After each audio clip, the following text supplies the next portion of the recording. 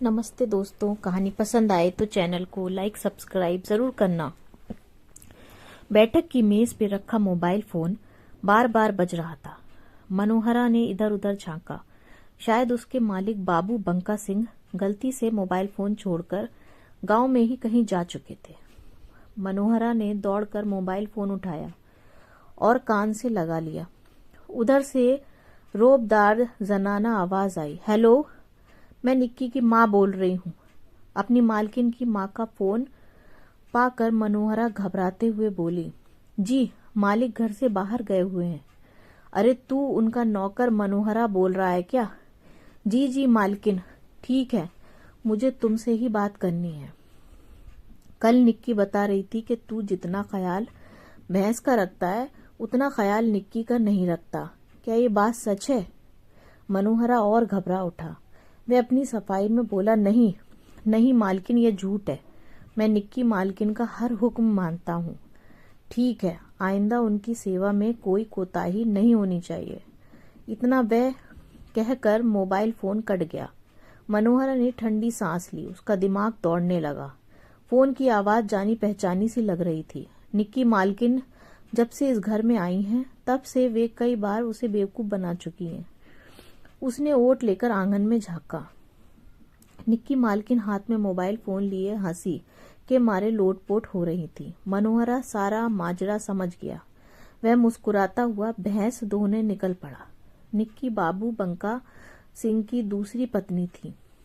पहली पत्नी के बारे में गांव के लोगों का कहना था कि बच्चा नहीं जनने के चलते बाबू बंका सिंह ने उन्हें मारपीट कर घर से निकाल दिया था। बाद में वे मर गई थी। निक्की पढ़ी लिखी खूबसूरत थी। वे इस बेमेल शादी के लिए बिल्कुल तैयार नहीं थी, लेकिन माँ बाप की गरीबी और उनके आंसुओं ने उन्हें समझौता करने को मजबूर कर दिया था। शादी के कई महीनों तक निक्की बिल्कुल गुमसुम बनी रही। उनकी जिंदगी सोने के पिंजरे में कैद तोते की तरह हो गई थी। हालांकि बाबू बंका सिंह निक्की की सुख सुविधा का काफी ध्यान रखते थे। इसके बावजूद उम्र का फासला निक्की को खुलने नहीं दे रहा था। मनोहरा घर का नौकर था। हम उम्र मनोहरा से बतियाने में निक्की को अच्छा लगता था। समय गुजरने के साथ साथ निक्की का जख्म बढ़ता गया और वे खुलकर मनोहरा से हंसी ठिठोली करने लगी। उस दिन बाबू बंका सिंह गांव की पंचायत में गए हुए थे। निक्की गपशप के मूड में थी, सो उन्होंने मनोहरा को अंदर बुला लिया। निक्की मनोहरा की आंखों में आंखें डालकर बोली, अच्छा बता, उस दिन मोबाइल फोन पर मेरी माँ से क्या बातें हुई थी? मनोहरा मन ही मन मुस्कुराया, फिर अनजान बनते हुए कहने लगा, कह रही थी कि मैं आपका जरा भी ख्याल नहीं रखता। हाँ हाँ, मेरी माँ ठीक ही कह रही थी। मेरे सामने तुम शर्माए से खड़े रहते हो। तुम ही बताओ मैं किससे बातें करूं? बाबू बंका सिंह की मूछें और लाल लाल आंखें देखकर ही मैं डर जाती हूँ। उनकी कद काठी देखकर मुझे अपने काका की याद आने लगती है। एक तुम ही हो जो मुझे हमदर्द लगते हो। इस बेमेल शादी पे गांव वाले तो थू थू कर ही रहे थे। खुद मनोहरा को भी नहीं सुहाया था, पर उसकी हैसियत हमदर्दी जताने की नहीं थी, सो वह चुपचाप निक्की की बात सुनता रहा। मनोहरा को चुप देखकर निक्की बोल पड़ी, मनोहरा, तुम्हारी शादी के लिए मैंने अपने मायके में 60 साल की खूबसूरत औरत पसंद की है। 60 साल कहते हुए मनोहरा की आंखें चौड़ी हो गईं। इसमें क्या हर्ज है? जब मेरी शादी 60 साल के मर्द के साथ हो सकती है तो तुम्हारी क्यों नहीं? नहीं मालकिन, शादी बराबर की उम्र वालों के बीच ही अच्छी लगती है। तो तुमने अपने मालिक को समझाया क्यों नहीं? उन्होंने एक लड़की की खुशहाल जिंदगी क्यों बर्बाद कर दी? कहते हुए निक्की की आंखें आंसुओं से भर आईं। समय बीतता गया। निक्की की शादी के 5 साल गुजर गए, फिर भी आंगन में बच्चे की किलकारी नहीं गूंज पाई। निक्की को ओझा, गुनी, संत महात्मा सबको दिखाया गया, लेकिन नतीजा सिफर रहा। गांव समाज में निक्की को बांझ कहा जाने लगा। निक्की मालकिन दिलेर थी। उन्हें ओझा गुनी के यहाँ चक्कर लगाना अच्छा नहीं लग रहा था। उन्होंने शहर के बड़े डॉक्टर से अपने पति और खुद का चेकअप कराने की ठानी। शहर के माहिर डॉक्टर ने दोनों के नमूने जांच लिए और बोला, देखिए बंका सिंह, 10 दिन बाद निक्की की एक और जांच होगी, फिर सारी रिपोर्ट सौंप दी जाएंगी। देखते देखते 10 दिन गुजर गए। उन दिनों गेहूं की कटाई जोरों पे थी। आकाश में बादल उमड़ घुमड़ रहे थे, सो किसानों में गेहूं समेटने की होड़ सी लगी थी। बाबू बंका सिंह को भी दम मारने की फुर्सत नहीं थी। वो दोबारा निक्की को चेकअप कराने में आनाकानी करने लगे, लेकिन निक्की की जिद के आगे उनकी एक न चली। आखिर में मनोहरा को साथ लेकर जाने की बात तय हो गई। दूसरे दिन निक्की मनोहरा को साथ लेकर सुबह वाली बस से डॉक्टर के यहाँ चल पड़ी। उस दिन डॉक्टर के यहाँ ज्यादा भीड़ थी। निक्की का नंबर आने पर डॉक्टर ने चेकअप किया, फिर रिपोर्ट देते हुए बोला, मैडम आप बिल्कुल ठीक हैं, फिर भी आप माँ नहीं बन सकती क्योंकि आपके पति की सारी रिपोर्ट ठीक नहीं है। आपके पति की उम्र काफी हो चुकी है, इसलिए उन्हें दवा से नहीं ठीक किया जा सकता। निक्की का चेहरा सफेद पड़ गया। डॉक्टर उनकी हालत को समझते हुए बोला, घबराएं मत, विज्ञान काफी तरक्की कर चुका है, आप चाहें तो और भी रास्ते हैं। निक्की डॉक्टर के चैम्बर से थके और पैर निकली। बाहर मनोहरा उनका इंतजार कर रहा था।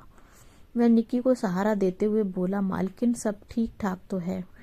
मनोहरा, मुझे कुछ चक्कर सा आ रहा है, शाम हो चुकी है, चलो किसी रेस्ट हाउस में रुक जाते हैं, कल सुबह वाली बस से गांव चलेंगे।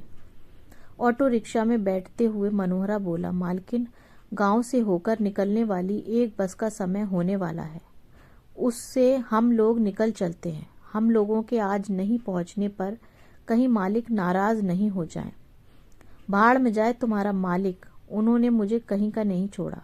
निक्की बिफर उठी।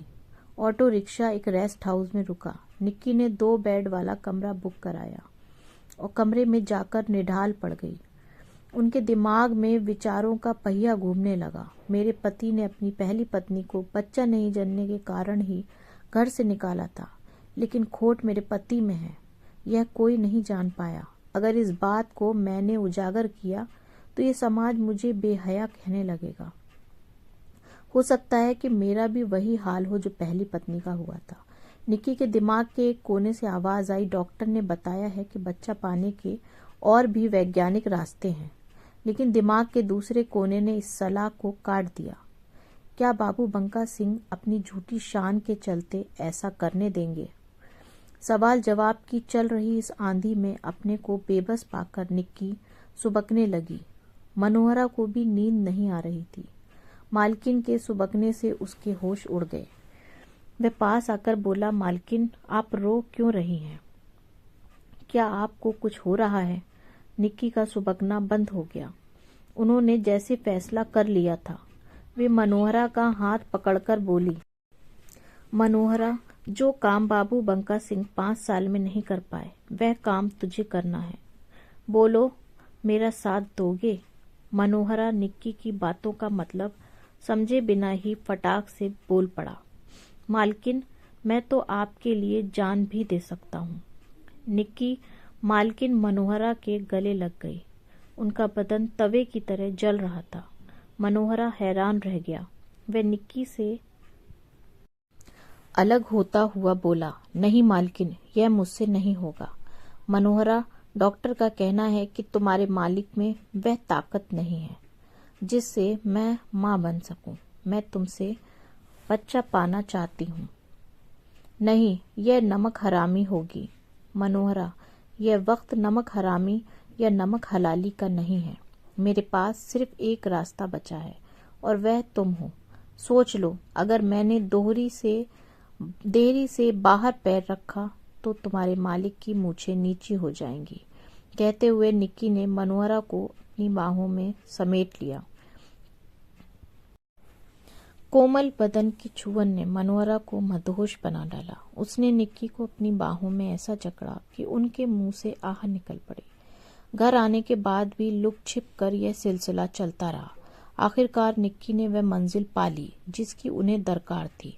गोद भराई रस्म के दिन बाबू बंका सिंह चहकते फिर रहे थे।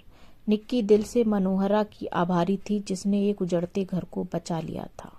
कहानी कैसी लगी?